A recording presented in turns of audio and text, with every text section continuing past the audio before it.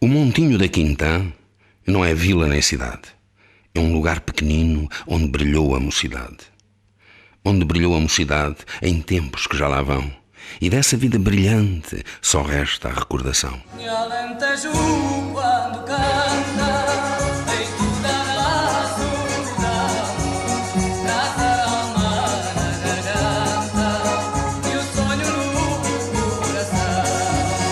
Eu ouvi um passarinho às 4 da madrugada, cantando lindas cantigas à porta da sua amada.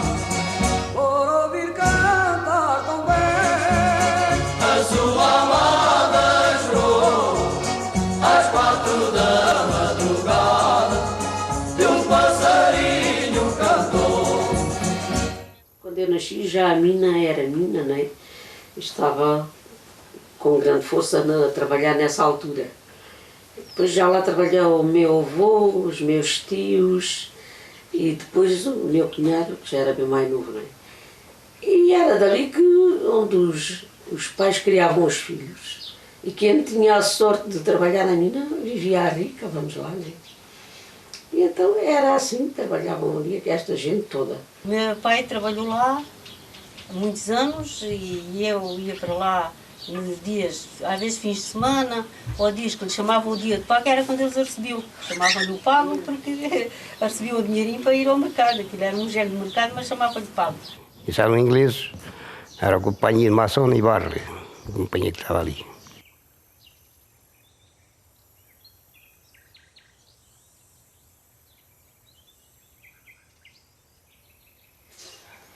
E a vida ali nos quartos, aquilo era um quarto, que era para uma família, um quarto para uma família. Então, que tivesse 2 filhos, que tivesse 4, que tivesse 6, tudo vivia no quarto. E então havia quartos que até chegaram até 12, 14 pessoas, os pais, os filhos, e tudo. Porque não havia já espaço para mais, não é? Estava tudo cheio de gente, agora está tudo abandonado. A mina, aquilo era uma riqueza para todas as pessoas que lá trabalhavam, não é? As pessoas tinham muitos filhos, mas tudo ali se criavam, porque nesse tempo não havia reformas, nem subsídios, nem nada, e a mina dava. Os da mina já tinham dado a reforma, tinham a reforma, e quem tinha muitos filhos tinha o subsídio. Por isso até se dizia por graça, porque os da mina tinham muitos filhos porque recebiam um tanto por mês por cada filho, que era um subsídio nessa altura. Dava trabalho a muita gente, é por isso que naquela altura havia aqui muitos habitantes. Com a fábrica do enxofre e a mina de São Domingos, isto aqui era... A mina de São Domingos tinha mais habitantes, se calhar, que a cidade de Beja, naquele tempo.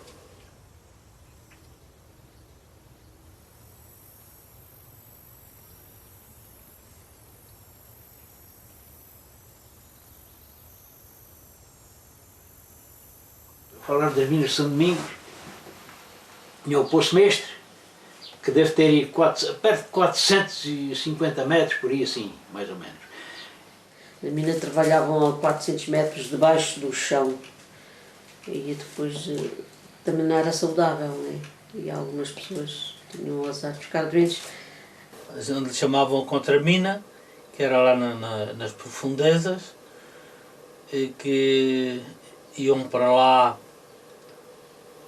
com uma iluminação, cada um levava a sua iluminação própria, um gasómetro, consumia um carvão branco, carboneto ou uma coisa assim parecida, que davam aquilo, e cada um levava aquilo, iam para lá, levavam lá às 8 horas lá de baixo a cavar o mineral, e depois saíam.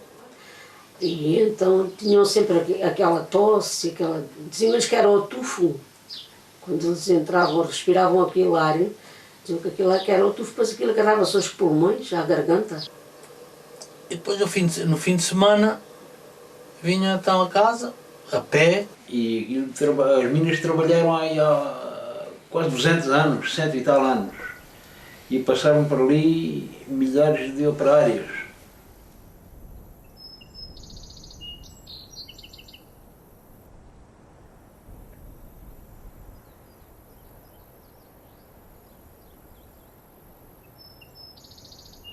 E para os lados abriam então as galerias no minério, Abriam os barreiros, aquilo era a fogo, né? A pólvora de dinamite. Iam tirando o minério, iam entivando, de onde tiravam o minério, entivavam com madeira de eucalipto. E é por isso que se vê tanto eucalipto ali de volta das minas de São Domingos. Os ingleses plantavam o eucaliptal, que era para tirarem madeira, para entivar as galerias de onde tiravam o minério. Lá no fundo do poço, ou nas galerias, carregavam o minério nessa gaiola, chamavam-lhe a gaiola, e levava para cima e trazia o minério, descarregavam então dentro das vagonas. Até encher uma série de vagonas, 20, 30, 50, sei lá quantas, muitas. E aquilo era puxado por uma locomotiva até ao Pomarão. Tinha uma linha até o Pomarão. Saíam daí até o Pomarão, depois no Pomarão dá um cais e para os barcos, depois já para ali. E ali já encostavam barcos de grande calado. E era aí que eles carregavam o minério, e esse minério depois ia, não sei se para a Inglaterra, se para onde, penso que era para a Inglaterra. Nos barcos. O enxofre, o mineral, essas coisas todas. Que era depois serem examinados lá e para verem os rendimentos que tinha. Tinha enxofre, tinha ouro, tinha cobre, tinha uns poucos valores.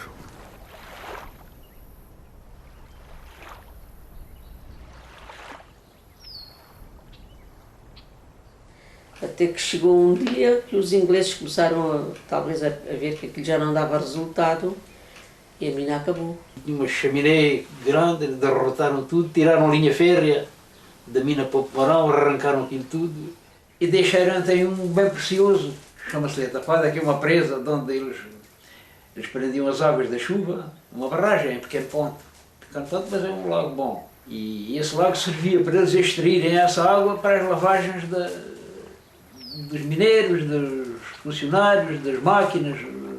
Essa água servia para isso. E eles deixaram ficar, não partiram ao aterro e deixaram ficar aquilo para bem do povo. E hoje é um bem precioso que está ali, para água para consumo, para banhos, para tudo, é um bem precioso. Depois acabou, depois então aquela tal chaminé grande de onde saía o fumo quando lá trabalhavam, toda a gente se alegrava, né? E o dia que a chaminé foi abaixo era como se fosse um funeral, mas uma coisa enorme para toda a mina e pessoas de arredores que lá tinham trabalhado. Viram ali morrer ali o pão para muita gente, né? Acabou a mina, acabou o trabalho para muita gente. Foi então aí quando começou mais as pessoas irem para fora. Uns para Lisboa, outros para o estrangeiro, outros espalharam-se, as pessoas depois ali não tinham o que comer, era muita gente. Então foram para fora.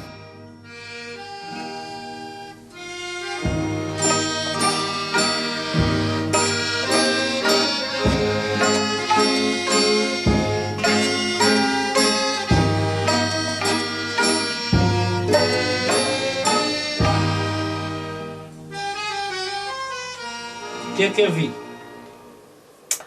Uma ocasião fui além namorar com a minha esposa, estive além a fazer o serão, não havia luz elétrica naquele tempo, era muito escuro por aí.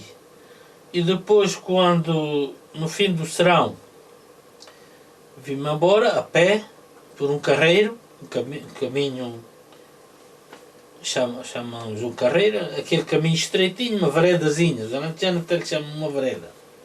Caminhei mais uns metros à frente e vejo debaixo de uma oliveira, no canto de uma horta, cuja passagem era mesmo junto à parede da horta, debaixo dessa oliveira, eu avistei uma centena e meia de metros, talvez, 150 metros, uma luz assim a faiscar, mas é aquele reflexo contínuos, quase contínuos. Fui caminhando, mas depois quando me aproximei aquilo desapareceu. Desapareceu, ficou só escuro, o breu. Aquilo era a descer, abaixo havia um barranco, que chamam um ribeiro, nós chamamos de um barranco. Depois de passar esse barranco, novamente a subir, eu olhei então para trás e tornei então a ver no mesmo sítio, lá estava outra vez essa esse lume.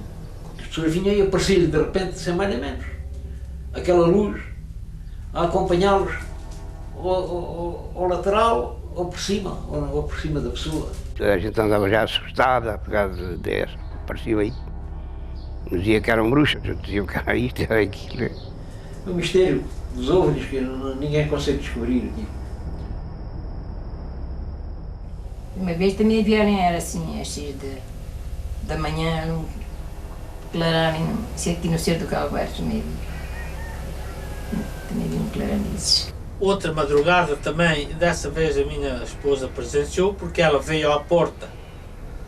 Quando eu me montei na motorizada para seguir caminho, ela veio à porta e eu vi e disse, olha, na vez lá está o alferes, e ela viu também. O que vi foi nesse dia de manhã, o meu marido também viu e foi para o trabalho, ele é que viu melhor do que eu ainda, porque passou perto dela. Ali um cerco, chamam o Cerro dos Pelados. Havia uma chama de lume, parecia assim uma fogueira acesa, enorme, enorme. E eu, pronto, ele abalou e eu fiquei sozinha, fiquei ainda a pensar, mas que é aquilo, mas depois os meus pais disseram, olha, aquilo é capaz de ser ali os moços que têm ali o gado, os pastores têm ali o gado e fazem fogo, fazem fogo, eu pensei que é sério. Mas depois o meu pai foi ver no outro dia de manhã, quando amanheceu, já assim ao dia, foi ver o que é que se passava, não vi lá nem redes de fogo, nem de gado, nem de nada. Depois vimos que era essa luz que se tanto fala, que chamam de alferes. Em tempos mais remotos, existiu ali um habitante chamado Alferes. Este Alferes não sei bem então se era o posto que ele tinha ou teve no exército ou se era mesmo Alferes o nome, porque também há Alferes, nome de pessoa. O que se dizer é que chamavam-lhe Alferes porque dizem que aquela luz era a alma dele a penar pelo mal que ele fez aos vizinhos. Estava a fazer serão no pátio de uma prima ali embaixo e estava um grupo de mulheres, estávamos a conversar e a rir e a brincar. Era serão, o céu estava muito bonito, estava estrelado e eu virei-me, estava virada para a direção da Senhora do Amparo e comecei a ver por cima da ermida, bem maior que a ermida, assim uma luz, um clarão, mas parecia um anel, assim em forma de anel, de áurea, bonito, assim em tons muito suaves, e que começou a parar, ficou ali suspenso, a parar. Eu não sabia o que fazer, se comentar, se não comentar, se chamar alguém, fiquei assim. Elas continuavam a brincar distraídas e eu estava a ver. Não, no momento não disse nada porque pensei que estava a ter alucinações, ou não tive nem sequer confiança, né? E ao mesmo tempo estava a olhar para aquilo, estava-me a dar uma paz tão grande, se eu pudesse, tinha voado para ir lá ver o que era mesmo perto, era uma coisa muito, muito bonita. E pronto, eu nem sabia nada que se falava aí de luzes, que aparecia isto ou aquilo, e por isso nem comentei, fiquei assim. Não me recordo se foi na própria noite, se foi na noite a seguir, que vinha um grupo de mulheres e uma começou a dizer, vocês não viram a luz. Aí fiquei satisfeita porque não era alucinação nenhuma, alguém tinha visto qualquer coisa.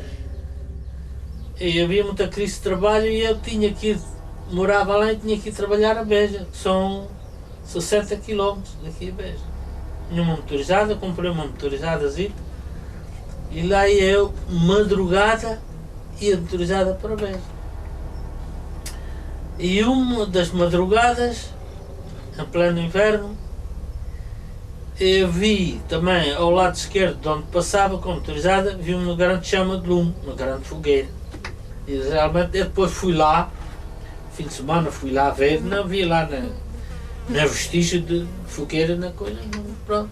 Agora só falei de mim, houve pessoas que viram de outras formas. Isso é uma cor esquisita que eu não sei explicar. E vi aquilo baixinho, vi direito a mim, e tinha lá a espingarda junto da choupana onde dormia ao pé das cabras, tinha lá a espingarda e agarro na espingarda e aponto para aquela coisa e não fui capaz de disparar o tiro. Aquilo, não sei, pá, aquilo... Recebi um choque de tal ordem, uma coisa, de qualquer uma coisa esquisita, olha. Eu vi, uma noite que vinha dos Corvos, também não apareceu essa luz assim ao lado. Isso foi o que foi mais apoquentado com essa luz. O Posidónio, era o Posidónio. Esse andava de motorizada e a luz acompanhava-o a poucos metros de altura, por cima dele, vinha acompanhado outra vez ao lado da motorizada, e ele chegou uma vez aqui todo assustado, cheio de medo. Percebe muitas pessoas. Agora aqui até assim, às vezes, agora parece-me uma volta muito viva, de repente, a camarada. Saí por cima daquela serra, está na frente, parece estar assim. Ela levantando um bocado, depois pôs parada. Mas é uma coisa enorme que depois que encadeia, depois de repente desaparece. Não se consegue ver mais nada para lado nenhum, não sei que seja aqui.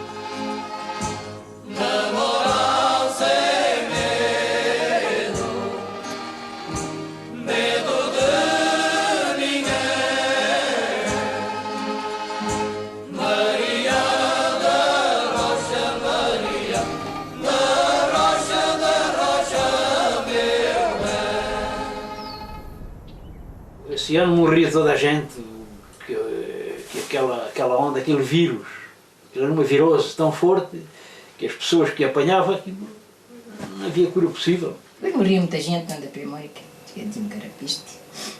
Eu já não fui bem do meu tempo, já foi do tempo mais dos meus pais.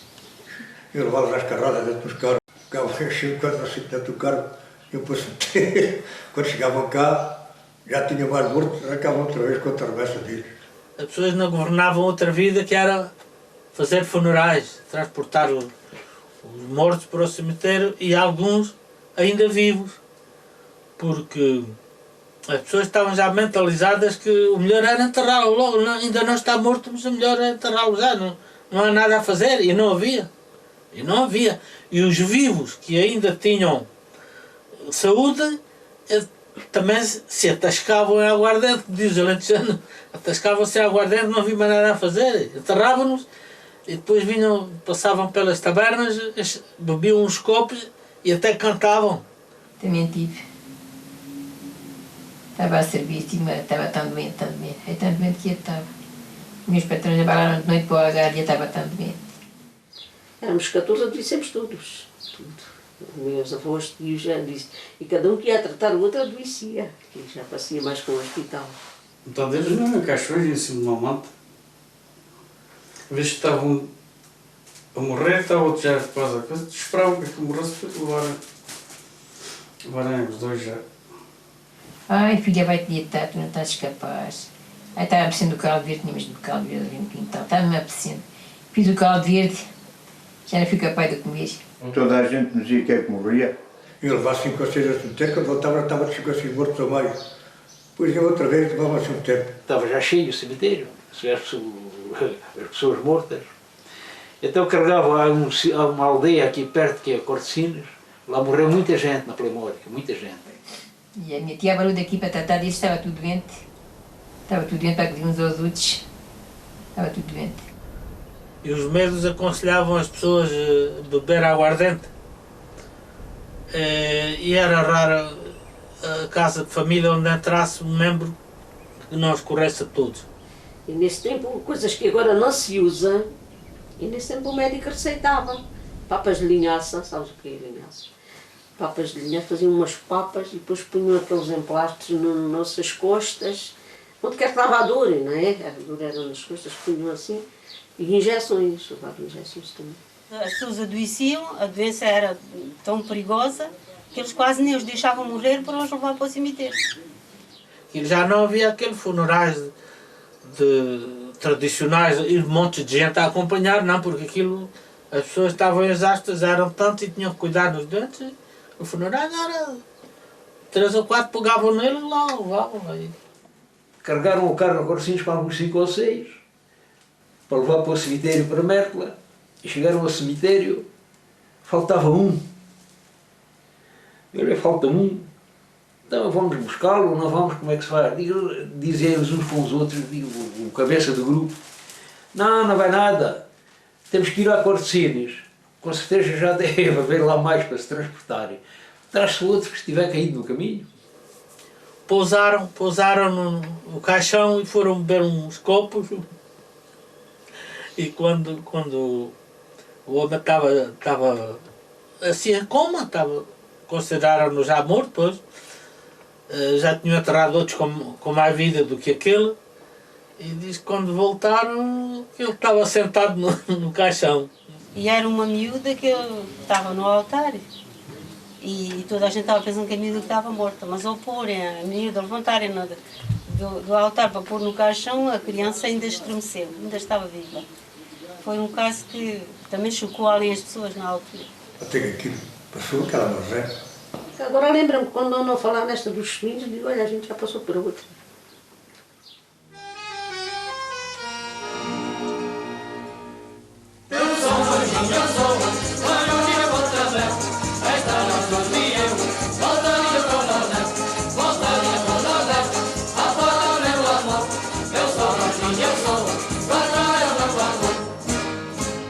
Há um afluente do Rio Guadiana, que é na margem direita do Rio Guadiana, e segundo se consta, esse bicho residia aí. Andava por esse afluente abaixo, afluente acima, e diz que era um bicho muito grande, muito grande. Que havia aí, ali nos Seis Levados, naquele lado, uma cova grande. E aqui na horta também há. É cobras boas. Quando ela passava na areia, o resto dela que espalhava 25 centímetros na areia, só por baixo, não é? Que a cabeça que era assim mais ou menos da estatura da cabeça de uma ovelha. Mais ou menos assim. Isso é a história da carochinha. Foi um senhor que ia àqueles terrenos e viu uma pessoa que ia comprar aquilo e disse, parece ali um bicho, parece uma coisa assim. E o gajo de noite foi lá com um pneu de uma moto e fez aquilo, depois está ligando, ela passou. Mas aquilo foi tudo histórias. Inventou essa história, acho que um bocado de um pneu, imitou o rastro de uma cobra lá na areia e falou que a tinha visto e pronto. E depois as pessoas que tinham mais medo fizeram o resto, inventaram, acrescentaram. Falou-se muito nisso, mas não era que não. E houve um indivíduo de uma aldeia aqui perto, que é a Corte Pequena, que tinha ali uma tabernazita onde vendia umas coisitas. E ele então trazia farinha de Mértola para lá para o povo dele. Mas como era muito, por exemplo, para arrastar 30 ou 40 quilos de farinha, era muito para trazer num saco, só punha 2 sacos. Então dividia em 2 partes, punha aqui um volume, ia levar o outro para aí 500 metros ou 600 metros, pousava, voltava para trás, vinha buscar o outro, passava por aquilo, mas punha mais uns 500 ou 600 metros, depois vinha buscar o outro e era assim, andava o caminho várias vezes. Entretanto, quando chega ao pé do segundo saco, via cobra, teve um metal, pega nos 2 sacos, abalou, pareceu que não levava nada às costas. Manuel Jacinto ainda faleceu há pouco tempo, há aí 2 ou 3 anos. E ele gostava muito de andar por aí na floresta, a ver os pássaros, caçar pássaros, e era um grande caçador e tal, andava por aí. E um dia, nas encostas do Rio Guadiana, há aquelas rochas, não é? E vai e vê uma grande cobra debaixo de uma pedra, cobra enorme. Vê aqui um monte, a cobra, olha, deve ser do Barranco das Vinhas, deve ser a cobra grande do Barranco das Vinhas, pá. Deve ter passado o rio e agora está ali debaixo de uma rocha, uma cobra grande. Acho que levaram espingardas, foi alguém aqui do monte ainda, com ele a acompanhar para matarem a cobra. A cobra era uma lata forjeta. Deus, que mentira. Era um tacho que estava lá escondido debaixo da pedra, com veneno para raposas, porque nesse tempo o guarda florestal tinha um prémio, hoje é o contrário, da cabeça de raposas ou lobos ou cobras que apresentava na venatória, tinha um prémio. Hoje é o contrário, se apresenta lá isso, vai mais para a prisão. Não é? Foi-me contada por um cunhado, já falecido, que tinha levado umas pancadas do pai porque deixou ir o rebanho, ele era pastor, deixou ir o rebanho a assear e o pai deu-lhe umas pancadas e ele chateou-se e subiu a serra e foi por cima do teto da ermida. A ermida já estava degradada, um bocado degradada, e tinha um buraco no teto. E ele põe-se acima da ermida e olhou para baixo, viu a cobra, uma cobra valente dentro da ermida, agarrou uma valente pedra e conseguiu acertar na cobra, partindo-lhe a coluna à cobra. E o bicho começa a saltar de um lado para o outro, a bater nas paredes da ermida, né? A bater e a saltar e com a aflita. E ele conseguia acabá-la de matar com mais umas pedras, traçou no ombro e direto à aldeia para mostrar aquilo à vizinhança, mas depois pensou em deixá-la no caminho, deixou no meio do caminho, no meio da seara, dentro dos regos da charrua, e foi-se embora para casa e contou aos rapazes da idade dele e então vieram ver a cobra, ao fim de um dia ou dois, vieram ver a cobra, ainda lá estava a cobra, morta dentro da valeta, mas já a valeta já estava cheia de gordura da cobra, deixou muita gordura, o bicho era um bicho valente, não é?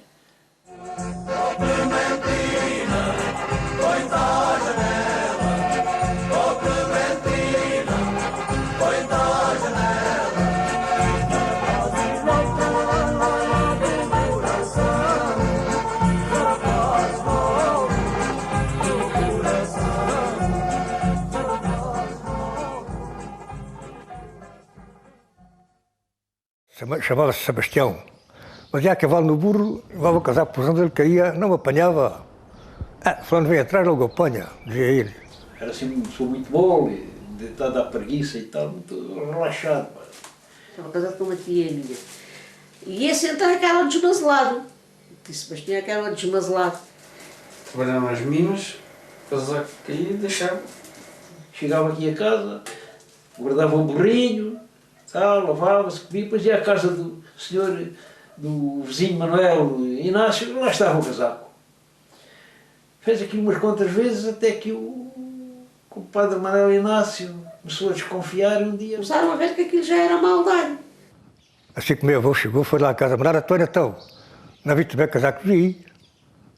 Até não trouxeste assim, até lá, até não, apanhar, vai buscar, ele está lá. Enganou-se com ele. Estava habituado, as pessoas traziam, depois ele ia buscar, dava. Meu avô digo, deixa que agora não te levo, tens que vir a buscar aqui, não deixaste. Teve que ir a buscar. A partir daí, o compadre Sebastião nunca mais deixou cair o casaco.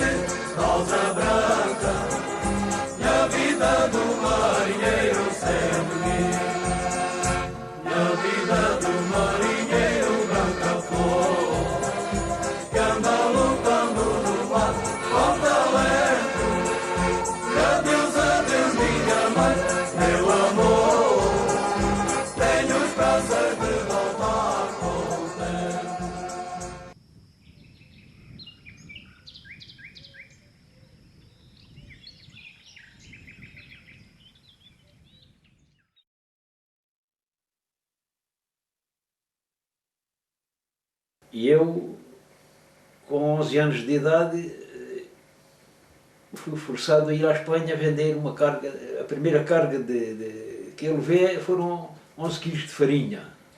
Marcavam a hora da noite e tal, preparavam-se coisas. E a melhor noite para eles era o escuro. E também não se pode dizer o contrário, que também o melhor tempo era o tempo mau. levávamos as mochilas às costas.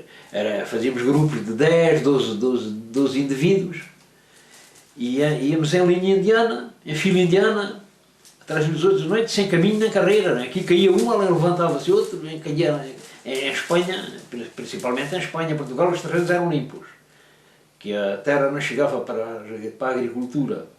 Mas em Espanha, sim, em Espanha, eles não precisavam de tanto terreno para a agricultura e até aquilo tinha uma floresta. Havia certos sítios que uma pessoa olhava para cima e só via um bocadinho do céu. Até se chegava a ouvir os lobos a uivar. O mau tempo é que os protegia, mas depois tinha os seus contras, que era quando a ribeira levava enchentes, naquele tempo chovia muito, não é como agora, a ribeira levava enchentes, eles tinham que haver um aventureiro que ia na frente, se atirava com a corda, às vezes atirava-se aqui e ia parar lá embaixo, quer dizer, a corrente ia levando, mas ele ia sempre tentando, ia ganhando uns centímetros até alcançar o outro lado. Então era uma corda, ele punha um fio sisal na boca, fininho, que desse perfeitamente para atravessar a ribeira, e depois nadava assim, levava lá o fio, e quando chegava lá do outro lado, puxava a ponta da corda grossa. Os que estavam deste lado atavam muito bem a corda à rocha, e ele lá do outro lado também atava bem a corda ficava esticada acima da água em 1 metro ou 2, né? Depois havia uma rondana com um gancho, pendurava-se ali as cargas, e o que estava lá do outro deste lado penduravam no gancho, e o que estava do outro lado puxava e passava-se o contrabando. E depois era a mão, e as pessoas eram assim, era a mão, assim, a lei militar. Pessoas, rapazes, ali do outro lado do rio, faz de conta que aqui era a terra deles, vinham até aqui, depois aqui é que arranjavam as cargas, iam a Mértola, compravam café, amêndoa, tabaco, açúcar, ovos, era aquilo que pudessem, porque em Espanha havia muita fome, por causa ainda da guerra, e então pagavam bem pago as coisas, e os contrabandistas levavam isso tudo. Espanha foi sempre um país de muito dinheiro. Eles tinham notas. Tinham, por exemplo, uma nota de 25 pesetas, tinha vários modelos, a mesma nota com o mesmo valor, um modelo tinha uma cor, outro tinha outra, eram todos mais ou menos do mesmo tamanho, mas as cores e os modelos da nota eram diferentes. As tintas, as cores eram diferentes. E eles tinham sempre muito dinheiro. E o contrabando que nós levávamos para a Espanha, chegava lá que varria tudo. Compravam tudo. Compravam tudo. Tinham muito dinheiro, mas não tinham comer. Sofreram muito os espanhóis, sofreram muito. Ora, era o que? Era tudo. Era tudo, era ovos, era açúcar, era café, era tudo. Levavam tudo para a Espanha. Podia ser, os contrabandistas. Trazia-se roupa, principalmente roupa interior de mulheres. Cestiões, cuecas, camisas, dormir, e trazia-se também então roupa de homem, trazia-se até cortes de bombazina, fazendo de bombazina para casacos, e trazia-se artigos de farmácia, remédios, farmácias às vezes compravam muito desses medicamentos que vinham de Espanha. Traziam pratos, tigelas e coisinhas assim, pouca coisa, eles iam mais para trazerem dinheiro. Era um negócio. Vendiam e traziam dinheiro para Portugal. E era nas herdades em Espanha, eles chamam-lhe as fincas. Uma herdade, aqui é uma herdade, eles chamavam-lhe as fincas nessa altura. E havia aquelas senhoras, as donas das fincas, não se importavam, tinham muitas moares, muitas bestas, muitas coisas, muitos animais, não se importavam e carregavam-nos as mochilas dos cafés e farinha, tudo que levávamos, iam a vender aquilo para Valverde, iam lá com as mulas e bestas carregadas com a tralha, eles nunca perdiam nada. Nunca ninguém lhe apanhou contrabando, não sei, aquele contrato. Só sei que a Guarda Civil de vez em quando vinha ali à herdade a almoçar e tal, sempre levavam mais alguma coisa, lá iam uns queijos, uns chouriços, umas coisas, e o contrabando dos portugueses passava sempre. Era assim. E eles iam direto ao Granado, que é o lugar mais próximo aqui em Espanha, a povoação mais próxima, assim já com alguma dimensão, e era lá ao Granado que eles, aqui desta zona, iam levar as cargas e tinham que atravessar ali e por vezes O contrabando que ia para o Granado, não ia para o Granado, ia à mina de Isabel e depois é que seguia para o Granado. Para o Granado já ia com mulas, bestas, carregado com os animais, não é? Já eram as espanholas que levavam. Nós levávamos para a mina de Isabel. E daqui à mina de Isabel fazia-se aí, saímos daqui às 10 horas, mais ou menos, chegámos lá de madrugada. Podia-se demorar aí 6 horas, ou 6, 7 horas, por aí, mais ou menos. Dormiu aí nos espalheiros, depois às 30 da noite, e aqui para lá para a Espanha, e precisa aqui sempre de noite. Cheguei a vê-los nesses barrancos, deitados aí, dormindo de dia, escondidos embaixo destes juncos, até que se fizesse de noite para seguirem com as cargas. Eu andava aí guardando já nesse tempo cabras e vi-os aí. Uma vez ou outra lá morriam, ainda morreu aqui um vizinho doce também. E era assim, muito difícil, muito difícil. Aquelas pessoas passaram muito também. Para ganhar aqui uma miséria. Era tudo miséria nesse tempo. Contrabandistas, além daquele lado do rio, era aqui que me pôs a nossa família. A arrancada do avô era só aqui, era só contrabandistas veio aqui. E depois quando ouviam os carabineiros, que era a Guarda Espanhola, a Guarda Civil Espanhola, e eles escondiam as cargas que levavam, escondiam-nas para não serem apanhados, porque se lhe apanhassem a carga, eles coitadinhos ficavam sem as coisas que levavam e sem dinheiro. Porque eles tinham investido naquele material para depois recuperarem algum dinheiro. E uma noite, estava no ar, deviam ser aí à volta da meia-noite. Éramos um grupo aí de uns 10 ou 12. E eu começar a descer, aquilo é um terreno muito íngreme, para a ribeira lá no fundo, muito íngreme. E eu ouvi o cascalho da ribeira a bater, o cascalho a mexer. Pensei que podia ser, ali havia muitos lobos nessa altura, podia ser um bicho qualquer que andasse a mexer no cascalho. E os colegas da frente não se tinham percebido disso. Os da frente não dizem nada, é porque não há problema. Oh, dia nada, era a metralhadora, os tiros por aí fora. Os carabineiros ainda matavam um rapaz aqui da... Os carabineiros mataram aqui da costa. E aqui um da Chorlante também mataram também, isso para guardar as cargas, cá deste lado. Ia com as cargas, de noite começavam os tiros, calhava a dar neles, morreram. Os carabineiros lá no fundo dos terrenos, com uma metralhadora, aquilo era um problema. E eu via bater as balas às vezes nas pedras, balas a zumbir, pá. Digo, filhos, eles matam ainda aqui alguém, pá. Um dia, um deles, que ao passar a mina de São Domingos, houve um guarda que naturalmente lhe deu um tiro, e assim que vi que o matou, fugi para trás, e o morto ficou lá a cair até que os outros camaradas o trouxeram para casa, claro. Ninguém se responsabilizou pela morte do pobre do homem. No barranco da Malhadinha, ali parte da ribeira, saíram os carabineiros da grande carreira. Depois ia o Domingos Colasso, depois os primeiros, pesavam os companheiros, o mar quis saber, e fartámos de correr e saíram os carabineiros. Eram umas vestes que eles faziam assim. E esse moço depois morreu também num tiro, lá, essa noite. E havia um senhor que era o Albano, na ocasião, o meu pai comprou tabaco de Duque para levar para a Espanha. E o meu pai tinha licença de vender tabaco. Aqui tinha licença para vender tabaco. Depois trazia o tabaco de Duque, tinha-o aqui em casa, mas estava já preparado na mochila para seguir para a Espanha. Veio a título de venda aqui ao público, mas estava já preparado para a Espanha, tinha já as mochilas preparadas. E havia várias mochilhas, vários contrabandistas. Havia, numa casa tinha 3 ou 4 mochilas, noutra havia 2 ou 3, e havia aqui umas mochilas contrabandistas dentro de casa, à espera que se fizesse de noite para seguir para a Espanha. E de madrugada, nesse dia, de manhã cedo, apresentou-se aqui a Guarda Fiscal. Acho que foi uma denúncia que alguém fez.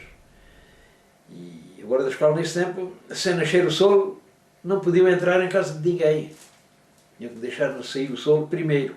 E puseram-se a bater aí à porta, mas a vivenda tem 2 portas, tem uma porta para, para este lado e outra para o outro lado. E a Guarda Fiscal naturalmente não sabia que tinha 2 portas e foram bater numa porta, bateu só numa porta. Faz favor de abrir a porta e tal, porque temos uma ordem de revistar a casa e o meu pai dizia-lhe, é só um momento que eu tenho a mulher, a mulher estava-se a vestir, está-se a mulher a vestir, eu já vou abrir a porta e tal.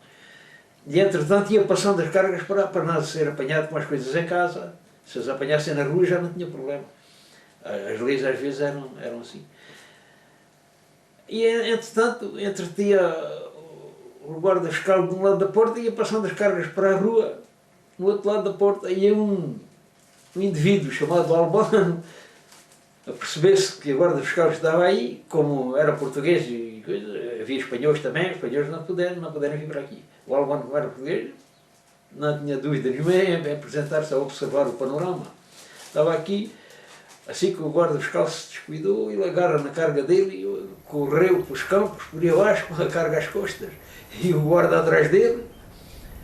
E depois não sei, a partir daí não sei se ele chegou a apanhar a carga ao Albano, se não apanhou, mas acho que não chegou a apanhar a carga.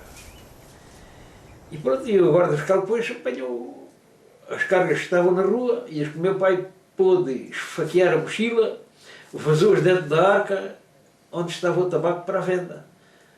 Vazou assim, defendeu assim muito tabaco, e ainda conseguiu salvar muitas onças de tabaco. Era tabaco Duque que havia nesse tempo, que os espanhóis gostavam muito desse tabaco, e o tabaco normal deles é idêntico, é apaladado como o tabaco Duque português, e eles apreciavam muito esse tabaco. E todas as cargas que estavam no meio da rua, o guarda fiscal levaram, prenderam aqui tudo, levaram. Quer-me tu, ó meu Francisco, quer-me tu, ó meu José, vago de milho redondo, rego ao pé, ao pé, ao pé.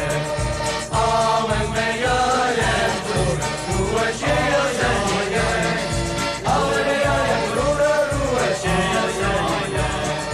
Ela cuida que é bonita, nada disso ela tem. Ela cuida que é bonita, nada disso ela tem.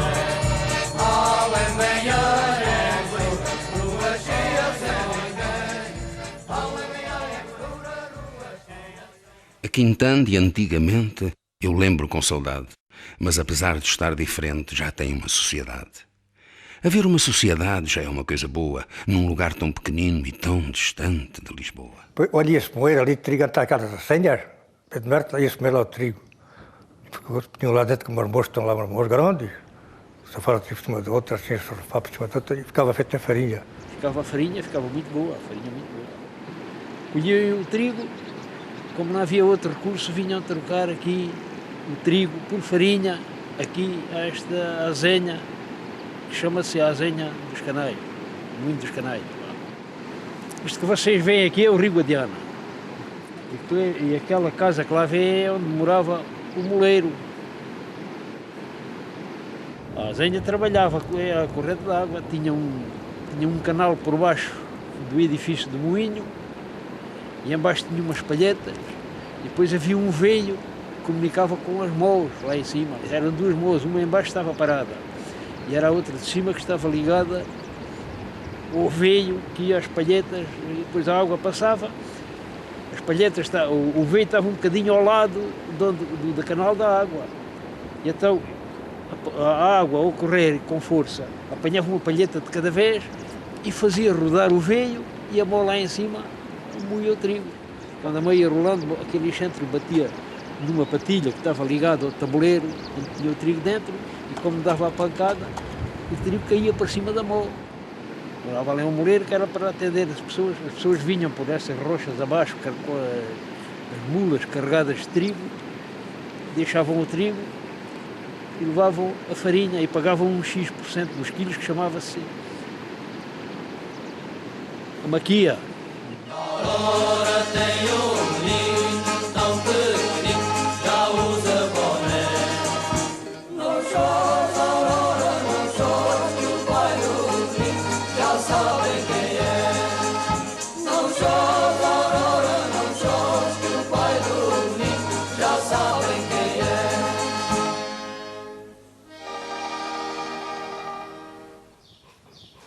é. A minha saúde. O corpo dele deve ser de tal ordem que ele não sente dores. Ele não deve ser, aquele indivíduo não deve sentir dores. Dói, depois espeta, dói, mas não aquilo. Com o alicate arrancou um dente, depois, mas arranquei o dente está-me a doer a ver, não era este, depois que o alicate arrancou outro. Ele a contar-me, pá, doía tanto o dente, tanto isto, doía, pá, tenho que arrancar isto. Pá. Agarrou no alicate, sem ser anestesiado nem nada, agarrou no alicate, arranca, foi a olhar, arrancou o dente, não lhe doía. Ele contou, arrancou o dente, não lhe doía. Eu admirei a pessoa ter capacidade para fazer isso. Os dentes, no palto, até tinha os dentes todos, eu não fosse tão estúpido. Mas um dia fui de Viamão aqui à frente, ia-me almoçar lá nas fábricas. Ia para o almoço, mas não podia já usar dores.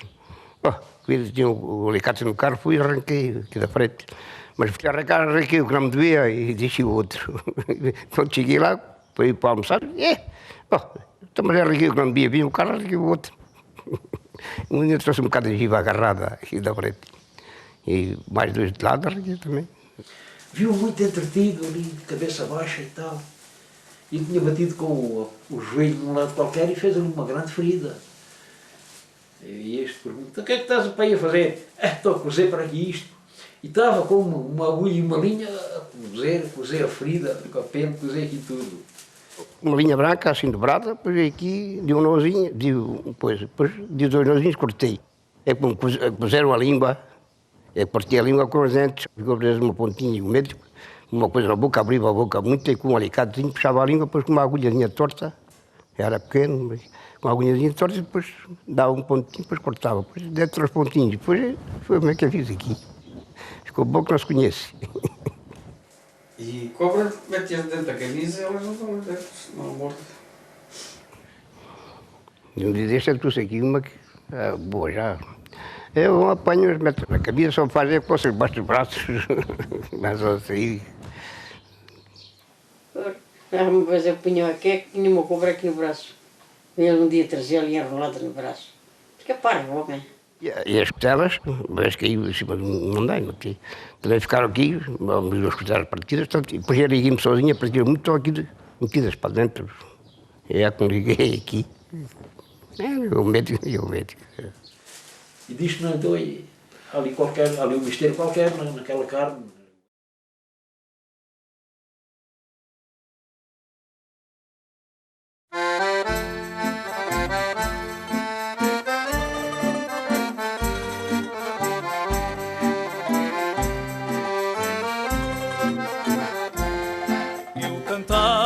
Parece bem, é uma coisa bonita, não empobrece ninguém, assim como não é rica.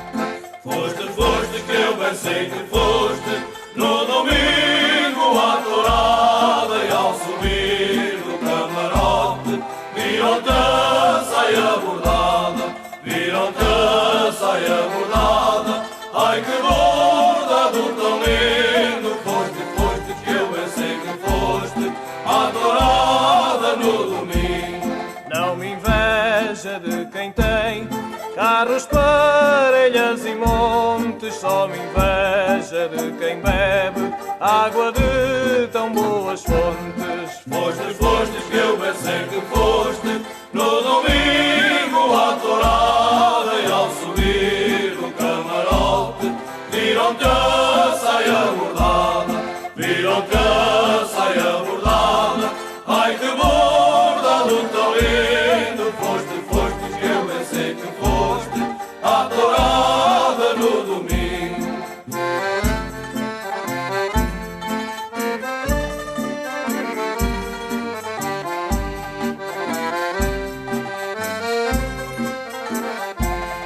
Já com esta são 3 vezes que aqui passo a tua rua, sempre com a porta fechada, não sei que vida é a tua. Foste que eu bem sei que foste, no domingo à tourada e ao subir do camarote, viram-te a saia bordada, viram-te a saia bordada, ai que bom.